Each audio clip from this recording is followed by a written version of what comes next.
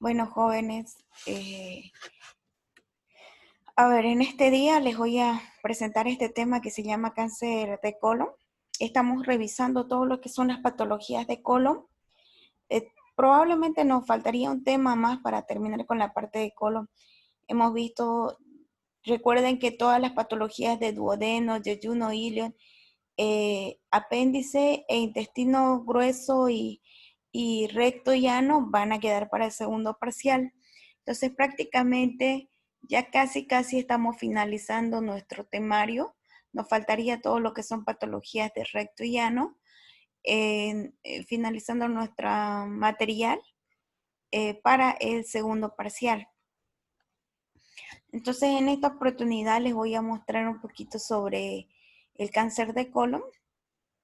Ya hemos ido revisando varias enfermedades como enfermedad diverticular de colon, hemorragia digestiva baja, colon irritable.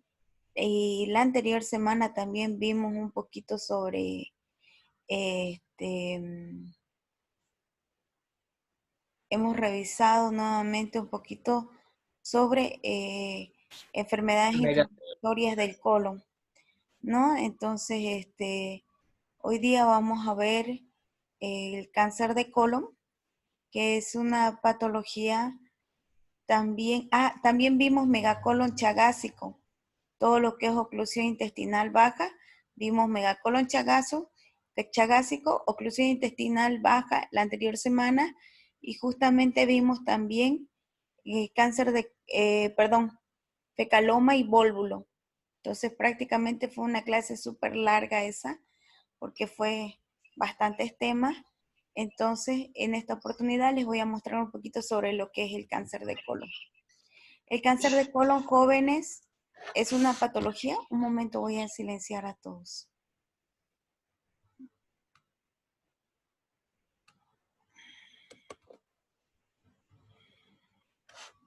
El cáncer de colon es una patología también frecuente en nuestro medio. Vamos a encontrar que dentro de la escala de mortalidad en los países desarrollados, también aquí en Bolivia, encontramos el cáncer colorectal.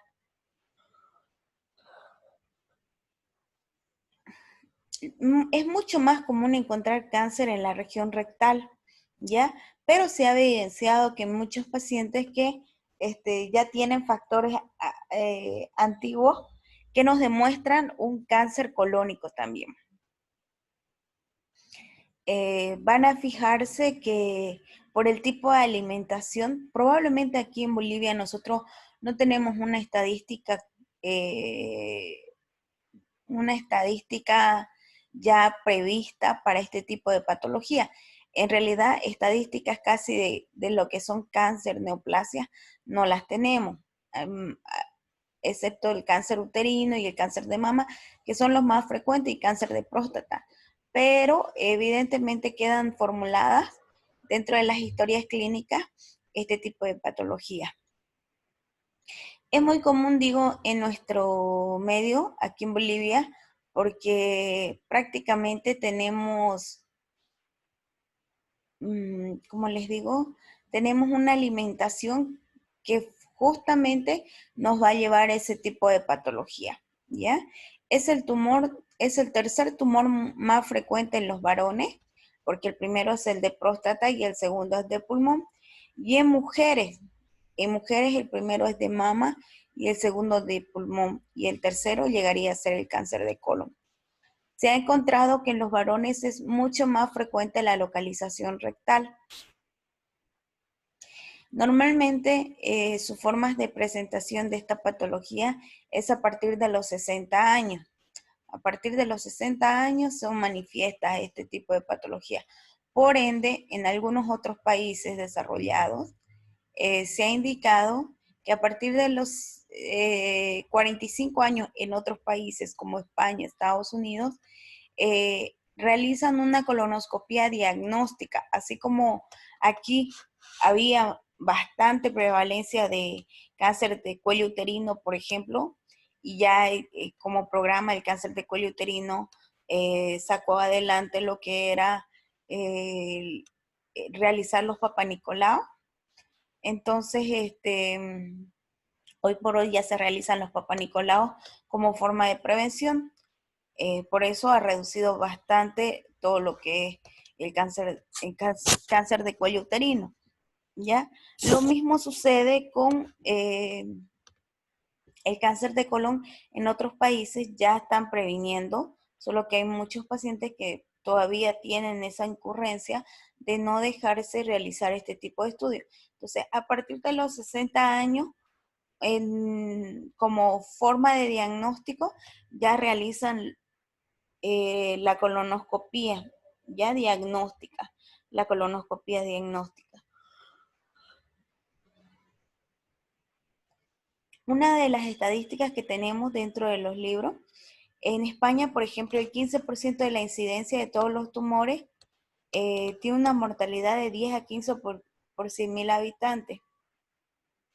Dentro de los factores epidemiológicos de este tipo de patología, vamos a ver que la dieta es fundamental en la aparición de esta patología. Y muchas veces los pacientes que van a desarrollar cáncer de colon no solamente tienen causa genética, que porque la mamá o el papá haya tenido, sino también porque más que todo por la mala alimentación que este tipo de pacientes han presentado en el transcurso de sus vidas. Dentro de esta dieta se ha previsto la ingesta, el aumento de ingesta de grasa, de proteínas y de hidratos de carbono refinado, que son muy pobres en fibra. Ya, esto indica que favorece la transformación neoplásica. ¿A qué nos referimos grasa? Y vamos a ver, jóvenes, que en nuestro medio es bastante común.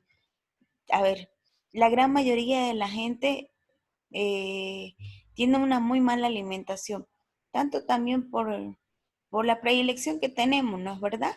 Hay muchos más restaurantes de pollo, de comida chatarra, hamburguesa, entonces cosas así, ¿no es verdad? Obviamente que alimentarse esto una vez a la semana, una hamburguesa, o una vez a la semana un pollito a la broaste, puede ser, ¿no es verdad? Pero van a fijarse que hay infinidad de pacientes que prácticamente llevan ese tipo de alimentación constantemente. Todos los días almuerzan pollo, todos los días almuerzan o cenan hamburguesas. Entonces, el consumo de fibra es muy disminuido. Entonces, esto va a llevar a que el paciente pueda llegar con el tiempo a desarrollar una neoplasia colónica o rectal. Se está estudiando el posible papel preventivo de sustancias como la vitamina A, vitamina C y E, antioxidantes y fármacos, también los antiinflamatorios. ¿Ya? Entonces, se han encontrado algunos estudios, algunos artículos ya en los que indican que se están realizando estudios que el consumo de vitamina A, el consumo de vitamina C y E y los antioxidantes nos ayudan bastante a prevenir el cáncer de colon. Hoy por hoy se realizan tratamientos actuales dependiendo del estadio en el que encontremos. Les voy a mostrar estadios también desarrollados a partir del TNM, que es el tumor nódulo metástasis, en los que se puede realizar en un estadio determinado la cirugía, en otro quimioterapia y en otro también radioterapia. Esto consigue controlar la enfermedad un poco más del 60% de los casos.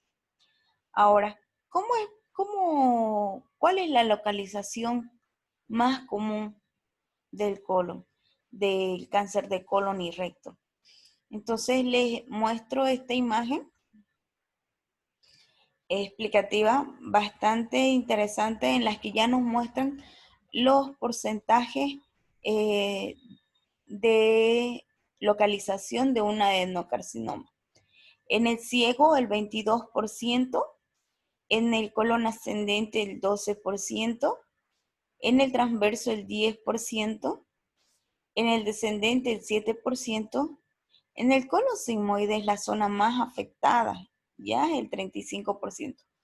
Al igual también que en la enfermedad diverticular, se acuerdan que la parte que más se afecta es el colon sigmoide y en el recto el 14%. Entonces es muy común encontrar cáncer de colon más que todo en ciego o en colon sigmoide. Ustedes se preguntarán por qué. Estas zonas son zonas libres, ya no están, son zonas libres. La parte terminal del colon, que es el sigmoide, prácticamente es la que más va a desencadenar el esfuerzo mioentérico cuando el paciente no consume fibra y está constantemente estreñido. Entonces esto nos va a llevar a la disminución de los movimientos mioentéricos y esto nos puede desencadenar con el tiempo no solamente enfermedad diverticular de colon, sino también con el tiempo pólipos de colon o cáncer de colon como ahora estamos revisando. Tenemos que tomar en cuenta dentro de la epidemiología que se debe hacer una detección en el estadio precoz. Esto nos va a llevar a una mejor supervivencia a los 5 años, en torno al 85%. ¿Qué quiere decir esto? Que mientras más rápido diagnostiquemos al paciente, el resultado de nuestro tratamiento va a ser mucho más, eh, este, como les digo, va a ser mucho mejor, vamos a poderlo sanar rápidamente al paciente. Ahora, las perspectivas para alcanzar esta tasa de curación incluyen medidas de prevención y diagnóstico precoz. Esto se ha hecho en base a algunos estudios eh, que nos ayudan a hacer un diagnóstico precoz, ¿ya? Ahora, ¿cuáles son esos estudios?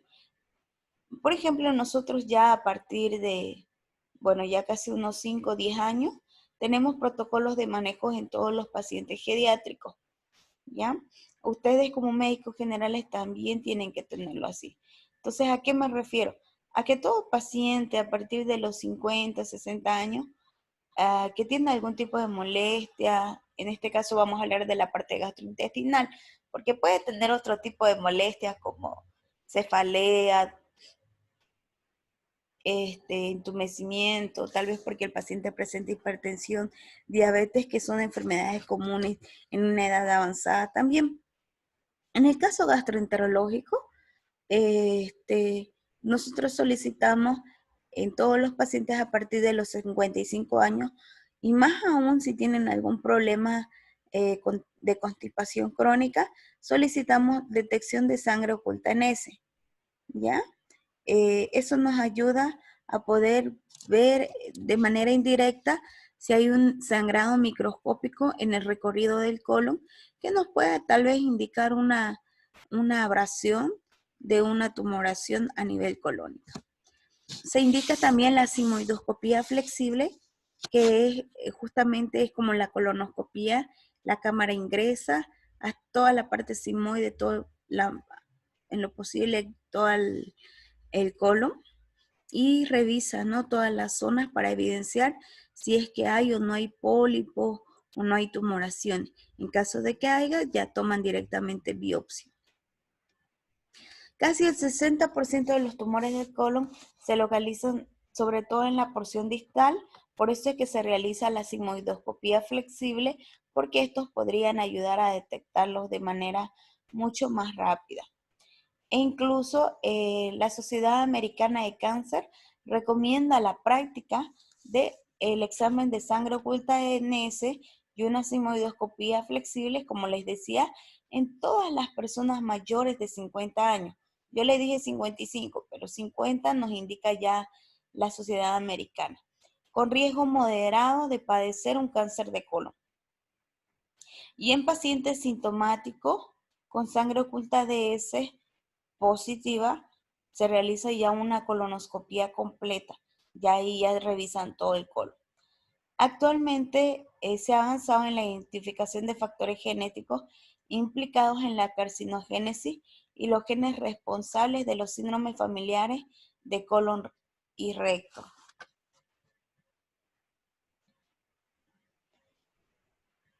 Vamos a ver ahora, ¿por qué motivo? ¿Cuáles son las causas? ¿Cuáles son los factores de riesgo para que se dé un cáncer de colon? Tenemos causas ambientales como el alcohol y el tabaco, ¿ya? Pacientes que consumen constantemente alcohol y tabaco son pacientes predisponentes a poder desarrollar un cáncer de colon. Como ustedes verán en todas las patologías, dentro de los factores de riesgo vamos a tener alcohol y tabaco, ¿ya? Entonces, siempre, ¿no? Hacerles la recomendación no solo para sus familiares o para ustedes mismos, que como ya saben, eh, consumo excesivo de alcohol y tabaco es igual a un cáncer en cualquier parte de tu cuerpo. Ahora, dentro de la parte del cáncer de colon, vamos a ver también la dieta rica en grasa, jóvenes. Por favor, tengan mucho cuidado con el consumo excesivo del pollo a la braste, de cosas que son hechas con mucho aceite, ¿ya? Entonces, ya que esto puede aumentar el riesgo por el aumento del colesterol en la sangre. Enfermedad inflamatoria intestinal, pacientes que todo el tiempo están con colon irritable, estresados, entonces todo el tiempo están estreñidos, eso también nos puede llevar. Presencia de pólipos adenomatosos, ya sea en colon o en recto. Si ustedes ven un sangrado al momento de hacer sus necesidades, es un factor de riesgo. Hay que estudiar esos pólipos, porque muchas veces esos pólipos adenomatosos evidentemente son benignos, pero con el tiempo se pueden ir convirtiendo en malignos y esto puede acarrearnos graves problemas. Se puede hacer un diagnóstico previo de cáncer de mama, útero u ovario, ya que estos muchas veces, a veces no se diagnostica un cáncer de mama o un cáncer de útero, pero sin embargo, este tipo de cáncer ya nos puede dar una metástasis o un desarrollo de un cáncer de colon. Se debe hacer una historia familiar del cáncer de colon porque siempre están los factores genéticos. Si un familiar dentro de tu familia ha fallecido o tiene cáncer, hay un porcentaje mínimo, dependiendo del grado de compatibilidad con tu familiar hay un grado mínimo para que tú también desarrolles por la presencia de los genes que son neoplásicos, ¿no? Los factores genéticos es muy importante. Y aquí les voy a mostrar un poquito sobre la carcinogénesis y la compatibilidad genética. Dentro de los genes implicados nosotros tenemos los protoncogenes, los genes supresores de tumores, los genes reparación del ADN, el gen supresor APC, el gen que codifica la beta-catenina, el gen P53, que pasa a un carcinoma con el nombre de Caras, que es el oncogen, y también los supresores tumorales del DCC, el DPC4 y los genes de reparación. Para que me entiendan un poquito, aquí en la parte de la imagen que ustedes pueden observar, aquí, fíjense, todo lo que es la parte de la aparición del cáncer de colon, esto se puede ver muchas veces a un epitelio normal, pero por la presencia del tumor supresor del gen APC, puede irse convirtiendo en unos pólipos. Cuando ya hay pólipos, si hay una activación del CARAS o el OFRAS, que es el oncogen, o el tumor supresor, nos puede llevar a un adenoma que puede ser un cáncer benigno. Pero ya si hay la presencia de un gen P53 adicional, puede mutar y llevar a una malignidad o a un carcinoma.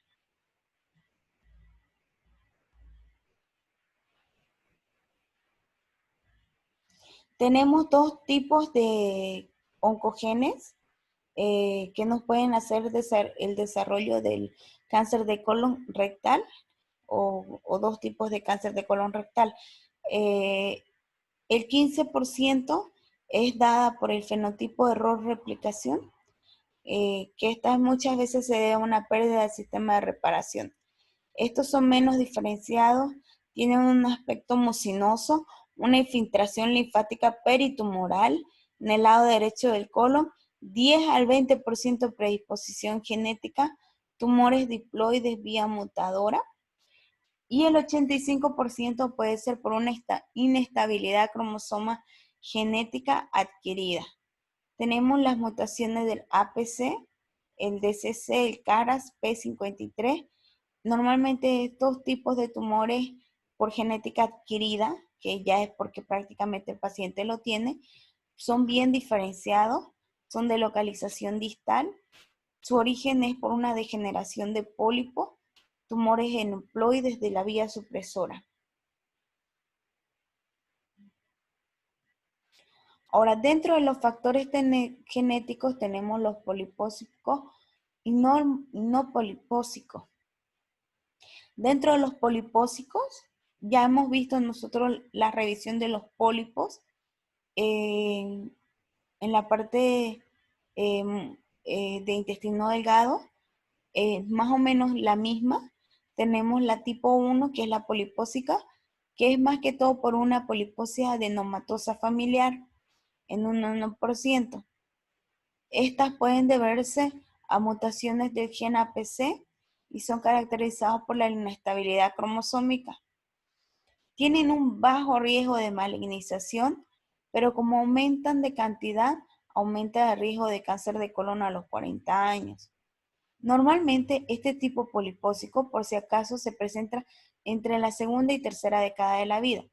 Conozco varios pacientes, unos 3 pacientes que hemos hecho cirugía de retiro de pólipos en pacientes jóvenes de 22 años, 25 años les estoy hablando, ¿ya? Que si estos no son sacados con el tiempo, cuando aumentan de cantidad, pueden aumentar el riesgo de cáncer de colon.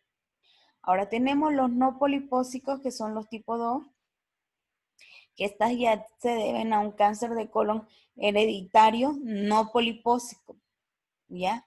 Este es conocido, van a revisar un poquito sobre el síndrome de Lynch. Está dentro de este tipo de patología, que puede ser que este tumor está asociado a otros tumores, como el endometrial, el urinario o de intestino delgado. Tiene una predilección más que todo por el lado derecho, que es el ciego colon ascendente. Aumenta la frecuencia de tumores mucinóticos poco diferenciados, con aumento de la probabilidad de invasión, y se han relacionado mucho con las mutaciones de genes. El marcador genético identificable está conocido como la inestabilidad de los microsatélites.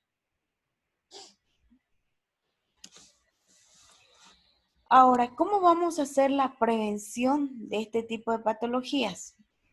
¿Cómo vamos a hacer la prevención? Lo vamos a hacer en base a antioxidantes y calcio. Se ha indicado que prácticamente hay varias patologías que nos pueden llevar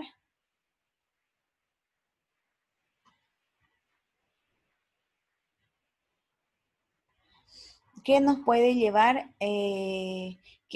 ayuda a prevenir el cáncer de colon. Tenemos los antioxidantes y el calcio jóvenes. O sea que si ustedes consumen bastante este tipo de...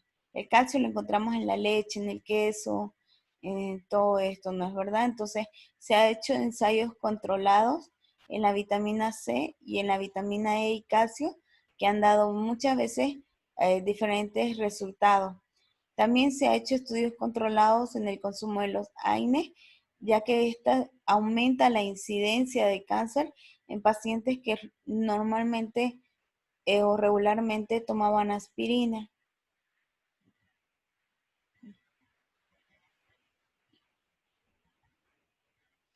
Ahora, vamos con la patología en sí, en realidad. Esta patología, ¿qué sintomatología tiene? A ver, ya sabemos qué es el cáncer de colon. El cáncer de colon no es más que la metaplasia celular de la mucosa intestinal. Ahora, segunda pregunta, ¿dónde es más frecuente el cáncer de colon? Recordemos, mayormente o en el ciego o más que todo en la parte del sigmoides, ¿ya? Son las zonas de predilección por el aumento de la poliposis en esta zona. 3. ¿Qué causa? ¿Cuáles son los factores para que se dé un cáncer de colon? La dieta, el mal consumo del alcohol y el tabaco. También tenemos los factores dentro de la dieta, el aumento del consumo excesivo de grasas y carbohidratos, pacientes obesos, ¿ya? Pacientes que tienen problemas de colon inflamatorios de manera crónica, pacientes que tienen factores genéticos, que en la familia ha tenido a alguien cáncer de colon. Entonces, esas son las causas para que se pueda dar el desarrollo de un cáncer de colon. Ahora, ¿cómo se da el cáncer de colon? ¿Ya? Independientemente de la causa del factor que haya dado para que se dé este tipo de patología, el paciente va a comenzar a desarrollar una división celular y esta división celular nos va a llevar a una metaplasia, a una displasia y esto nos puede llevar a un cáncer de colon. Ahora, muy bien. Entonces, ¿cuál es la sintomatología que presentan estos pacientes que están desarrollando un cáncer de colon? Normalmente, todos los pacientes de cualquier tipo de cáncer, dentro de los primeros 5 a 10 años, 5 años en lo posible, 5 años, este tipo de patología es asintomática. Pero si es diagnóstica, ¿qué quiere decir esto? Que tú puedes diagnosticarla in situ, si es que haces un estudio determinado, más no presenta ningún síntoma. Por eso es que muchas veces ya se están realizando programas de prevención o un diagnóstico precoz de cáncer de colon.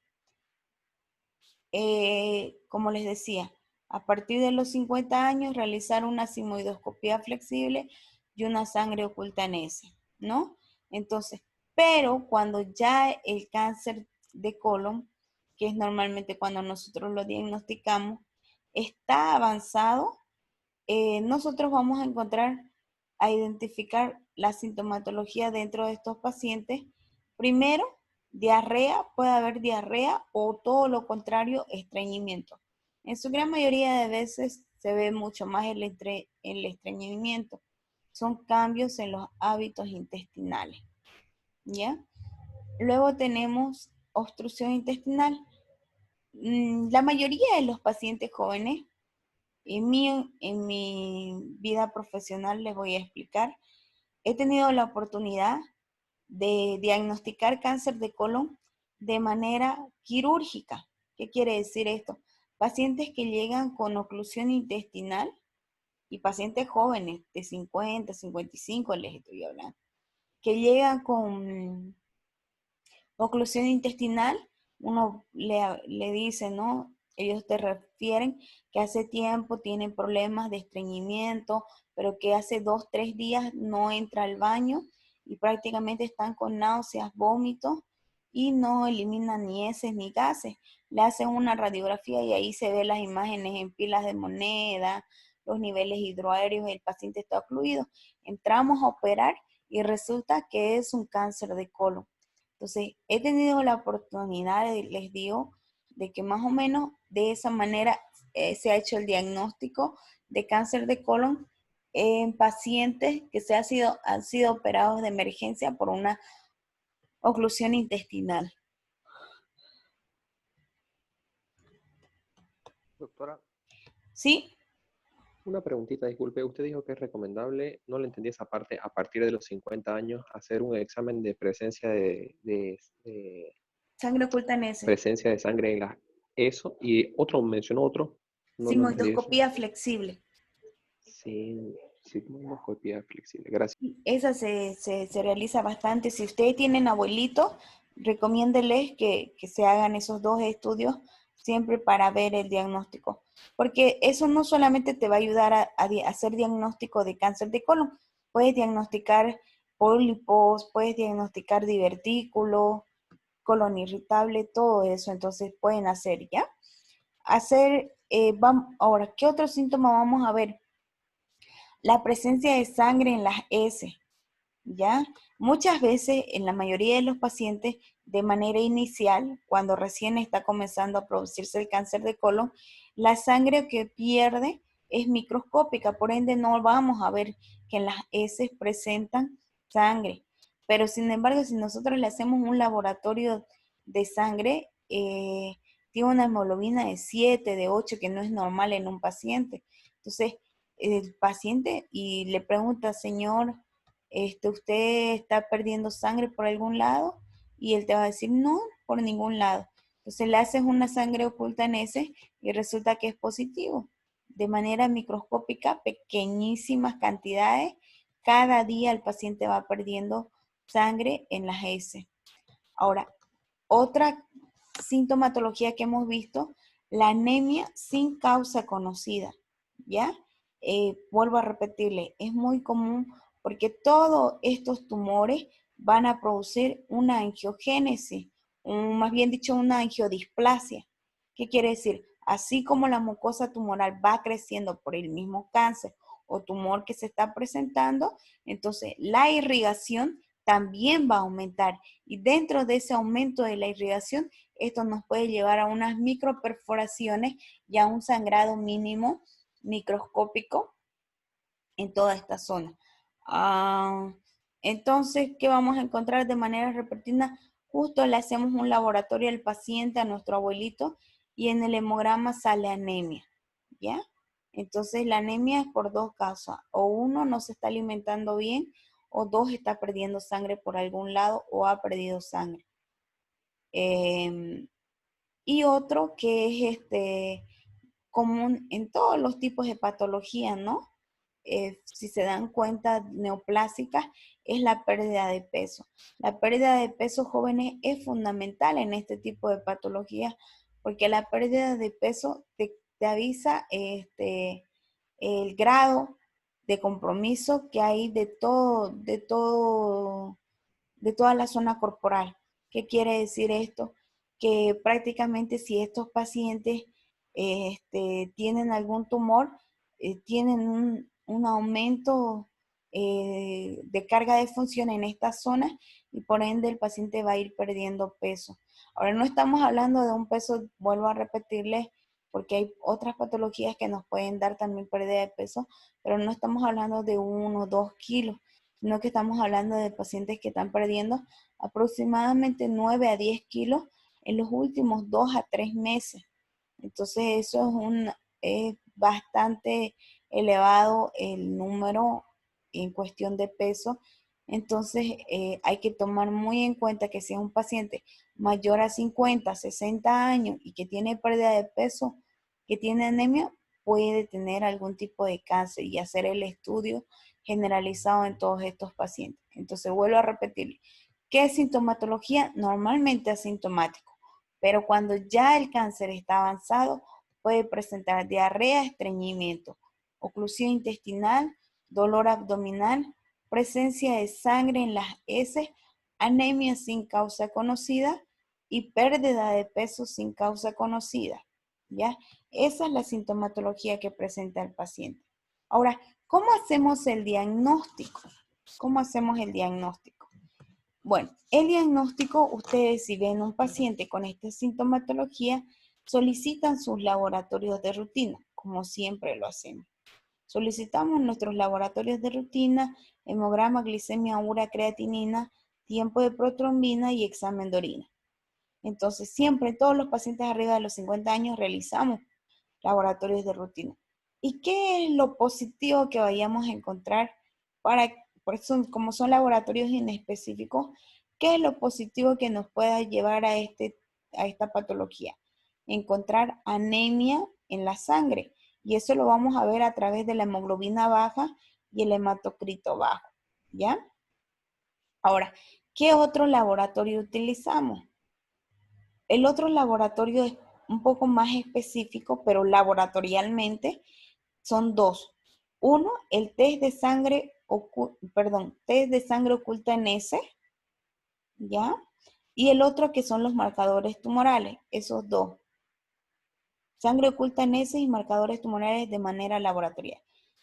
uno que te va a avisarte que el paciente está perdiendo sangre y el otro que te va a darte un número estandarizado para ver si hay aumento en los genes de algún tipo de cáncer. Ahora, como estudios imagenológicos, puedes, aquí como por ejemplo les puse, ¿no? Los test de laboratorio, hemograma y ver sobre todo la hemoglobina. Pruebas de función hepática para ver metástasis hepática. Y los antígenos carcinoembrionarios que son prácticamente son los marcadores tumorales. Entonces, ahora, como un estudio imagenológico, podemos pedir tres. El primero, que es la sigmoidoscopía, porque es el que nos va a ayudar a detectar el 50% de todos los cánceres. La sigmoidoscopía es el paciente que va a realizarse este estudio y va a observarse bien la zona de tumoración. Y el endoscopista puede aprovechar para tomar su biopsia y hacer un diagnóstico preciso. Podemos realizar también el enema de barrio, que son estudios que se realizan para